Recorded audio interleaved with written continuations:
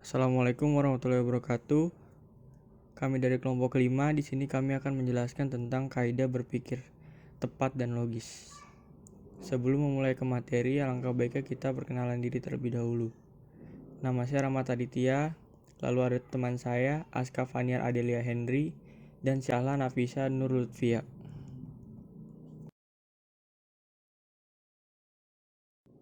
Satu, pengertian.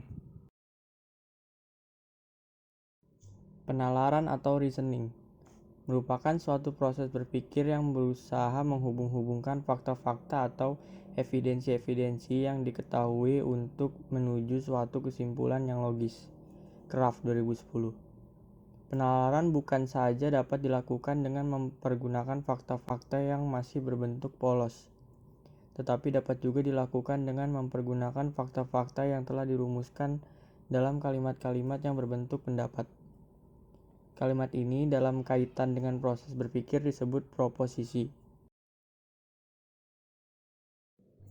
Apa itu proposisi? Proposisi adalah pernyataan yang dapat dibuktikan kebenarannya atau dapat ditolak karena kesalahan yang terkandung di dalamnya. Contoh proposisi adalah 1. Semua manusia akan mati pada suatu waktu. 2. Semua orang hutan telah punah pada tahun 1980. Proposisi yang pertama dapat dibuktikan kebenarannya, tetapi contoh kedua ditolak karena fakta-fakta yang ada menentang kebenarannya. Proposisi selalu berbentuk kalimat, namun tidak semua kalimat adalah proposisi, hanya kalimat deklaratif. Kalimat tanya, perintah, harapan, dan keinginan tidak mengandung proposisi.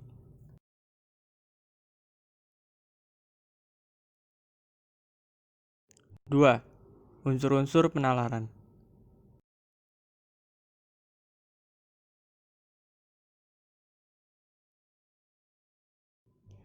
Menurut Siddhartha 2010, 3 langkah kegiatan akal budi mencakup tingkat pertama, atau aprehensi sederhana yang menghasilkan terbentuknya konsep.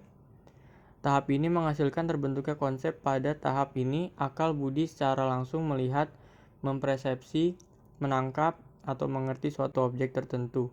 Ide ini terbentuk dalam akal budi karena proses abstraksi. Tingkat kedua, atau keputusan yang menghasilkan proposisi. Pada tahap ini, akal budi melakukan pengelompokan dan menghubungkan dua konsep dengan cara mengiyakan dan menyangkal.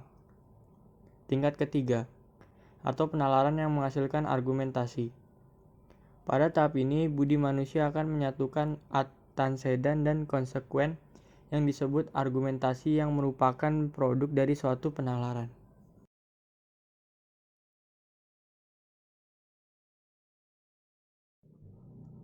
Rangkuman Meliono.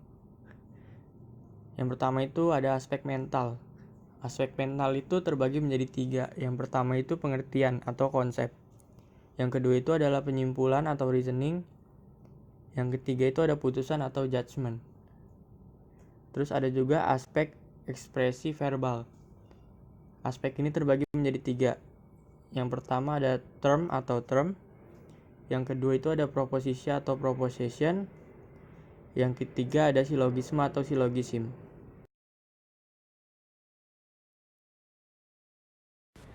Term dan kata. Unsur-unsur penalaran dan term selalu merupakan ungkapan lahiriah atas suatu pengertian.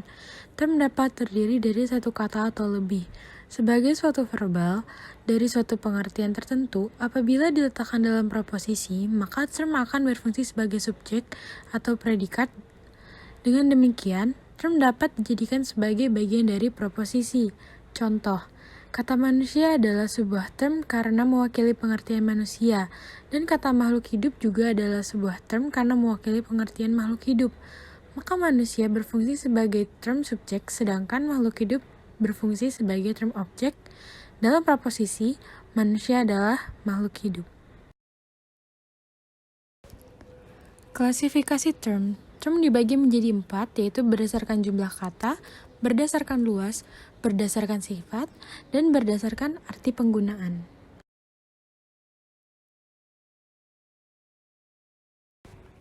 Berdasarkan jumlah kata, term dibagi menjadi dua, yaitu term tunggal dan term majemuk. Term tunggal terdiri dari satu kata, contohnya manusia, rumah, gunung, dan lain-lain. Term majemuk terdiri atas dua kata atau lebih, contohnya rumah makan, jalan raya, kantor pos. Term berdasarkan luas dibagi menjadi tiga, yaitu singular, partikular, dan universal. Singular yaitu menunjukkan dengan tegas suatu benda, individu, atau realitas tertentu. Contohnya Pak Amir, Jawa, gunung berapi, danau itu gadis tercantik di desa ini. Partikular menunjukkan hanya sebagian dari seluruh ruasnya, sekurang-kurangnya satu. Contohnya beberapa gedung, banyak pengunjung, seorang pelajar, sebuah mangga, tidak semua peserta. Universal menunjukkan seluruh luasnya tanpa ada yang dikecualikan. Contohnya, semua dokter, tak seekor pun, tak ada orang Jawa.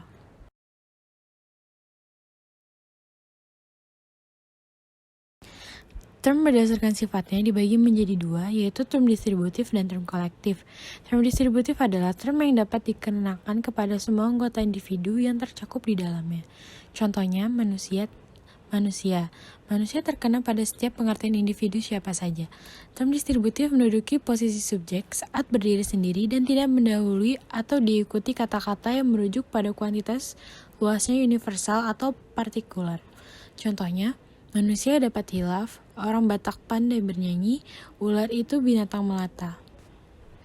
Term kolektif, pengertian yang terkandung tidak dapat dikenakan kepada anggotanya satu demi satu, melainkan kepada kelompok sebagai suatu keseluruhan, contohnya keluarga. Apabila term kolektif itu menempati posisi sebagai term subjek dalam suatu proposisi, maka untuk menentukan luasnya perlu digunakan pedoman berikut. Yang pertama, bila term subjek terdiri atas suatu term kolektif yang berdiri sendiri tanpa mendahului atau diikuti kata-kata yang menunjuk pada kuantitas, maka luas selalu universal. Contohnya, kesebelasan adalah nama regu dalam anggota sepak bola, dikenakan kepada semua kesebelasan.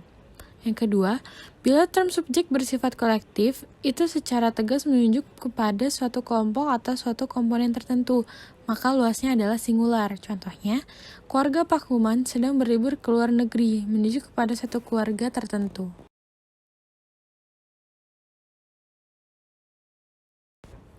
Berdasarkan penggunaan arti, term dibagi menjadi tiga, yaitu univok, equivok, dan analog.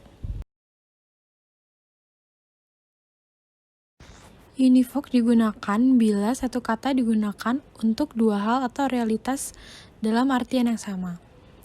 Contohnya itu, buku pelajaran lebih mahal harganya daripada buku novel. Wajah putri itu mirip dengan wajah ibunya. Ditinjau dari segi martabatnya sebagai manusia, orang kota tidak berbeda dengan orang desa.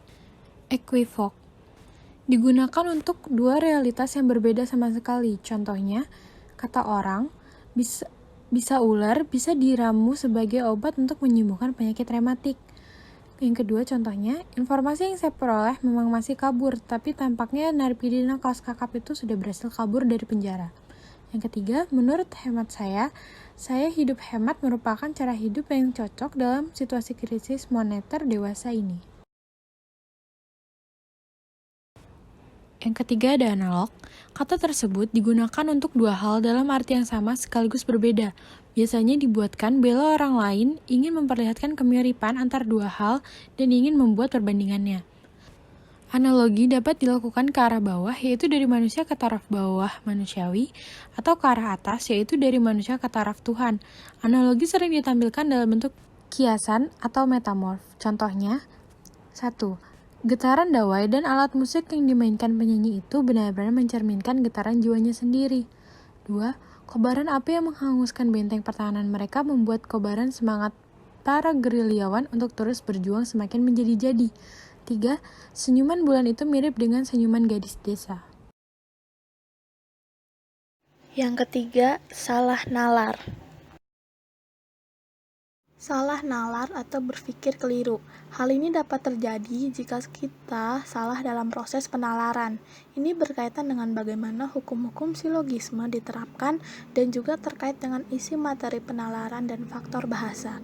Secara sederhananya, kesesatan berpikir atau salah nalar dapat dibedakan dalam dua kategori, yaitu A. Kesesatan formal. Kesesatan yang dilakukan karena bentuk formal penalaran yang tidak tepat atau tidak sahih. Kesesatan ini terjadi karena pelanggaran terhadap hukum-hukum silogisme, kesesatan material. Yang kedua, kesesatan yang terutama menyangkut isi atau materi penalaran. Kesesatan ini dapat terjadi karena faktor bahasa, kesesatan bahasa, dan juga memang tidak adanya hubungan logis atau relevansi antara premis dan kesimpulannya, atau kesesatan relevansi. Kesesatan bahasa. Salah satu model kesesatan bahasa yang sering dilakukan orang adalah kesesatan amfiboli. Kesesatan ini terjadi karena kekeliruan penempatan suatu kata atau term dalam sebuah ungkapan atau kalimat, sehingga makna ungkapan atau kalimat itu menjadi bercabang. Akibatnya, timbul lebih dari satu penafsiran mengenai maknanya, padahal hanya salah satu saja yang benar dan yang lain pasti salah. Lalu, kesesatan relevansi. Kesesatan relevansi timbul apabila seseorang menarik kesimpulan yang tidak relevan dan premisnya. Artinya, secara logis kesimpulan itu tidak merupakan implikasi dan premisnya. Penalaran yang mengandung kesesatan relevansi sama sekali tidak menampakkan sama sekali hubungan logis antara premis dan kesimpulannya. Dan ini ada beberapa kesesatan relevansi yang umum. Yang pertama, argumentum ad hominem. Ad hominem secara harafiah berarti mengacu pada orangnya. Kesesatan argumentum ad hominem terjadi bila seseorang berusaha untuk menerima atau menolak suatu gagasan atau ide bukan berdasarkan faktor penalaran yang terkandung dalam gagasan itu, melainkan berdasarkan alasan yang berhubungan dengan pribadi dari orang yang melontarkan gagasan. Singkatnya, yang disoroti bukan penalarannya, melainkan orangnya. Bila orangnya disenangi, pandangannya diterima. Tetapi, bila orangnya tidak disenangi, pandangannya ditolak. Lalu yang kedua, argumentum ad populum. Argumentum ad populum dalam bahasa Latin populus berarti rakyat atau massa, adalah penalaran yang diajukan untuk meyakinkan para pendengar dengan mengatasnamakan kepentingan rakyat atau orang banyak. Di sini pembuktian logis tidak diperlukan. Yang dipentingkan ialah menggugah perasaan massa pendengar, membangkitkan semangat dan membakar emosi orang banyak agar menerima suatu pernyataan tertentu. Argumen ad populum kerap dijumpai dalam kampanye politik, pidato-pidato, dan propaganda seperti yang terdapat dalam dunia iklan.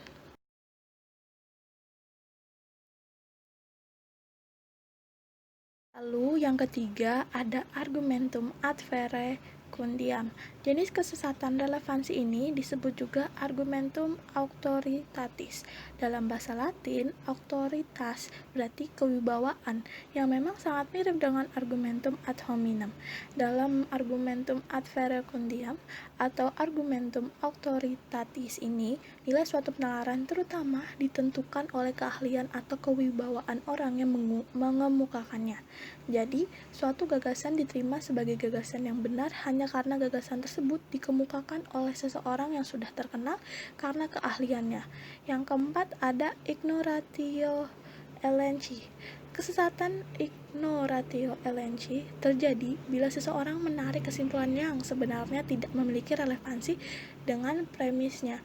Dengan demikian, ketiga jenis kesesatan yang sudah disebutkan terdahulu, seperti argumentum ad hominem, argumentum ad populum, dan argumentum ad verecundiam, dapat dikategorikan sebagai bagian dari kesesatan ignoration elenchi ini. Ignoration elenchi memperhatikan loncatan sembarangan dari premis dan kesimpulan yang sama sekali tidak ada kaitan dengan premis tadi. Karena itu hubungan antara premis dan kesimpulan hanya suatu hubungan yang semu, bukan hubungan yang sesungguhnya. Dalam kesesatan ini biasanya prasangka, kepercayaan mistis, emosi, dan perasaan subjektif merupakan faktor-faktor yang memainkan peranan utama. Yang kelima, kesesatan karena generalisasi tergesa-gesa. Jenis kesesatan ini sebetulnya merupakan akibat dari induksi yang keliru karena bertemu pada hal-hal khusus yang tidak mencukupi. Orang yang melakukan kesesatan ini biasanya tergopoh-gopoh menarik kesimpulan dan berlaku umum atau general. Sementara percontoh atau sampel yang dijadikan titik tolak kurang atau bahkan tidak memadai. Lalu yang terakhir ada kesesatan karena komposisi. Kesesatan karena komposisi dilakukan bila seseorang berpijak pada anggapan bahwa apa yang benar atau yang berlaku bagi satu atau beberapa individu dari suatu kelompok tertentu pasti juga benar atau berlaku bagi seluruh kelompok secara kolektif. Dengan kata lain, kesesatan karena komposisi terjadi karena suatu predikat yang seharusnya hanya dikenakan kepada satu atau beberapa individu dalam suatu kesatuan oleh seseorang justru dikenakan kepada kesatuan tersebut secara keseluruhan. Intinya dan kesimpulannya, setiap pernyataan yang bersifat ilmiah haruslah memenuhi tuntutan logis, kritis, dan rasional. Dengan berbekalkan kemampuan berpikir logis yang kuat, seseorang dapat memasukkan bidang ilmu pengetahuan. Sekian presentasi dari kelompok kami, kurang lebihnya mohon maaf. Wassalamualaikum warahmatullahi wabarakatuh.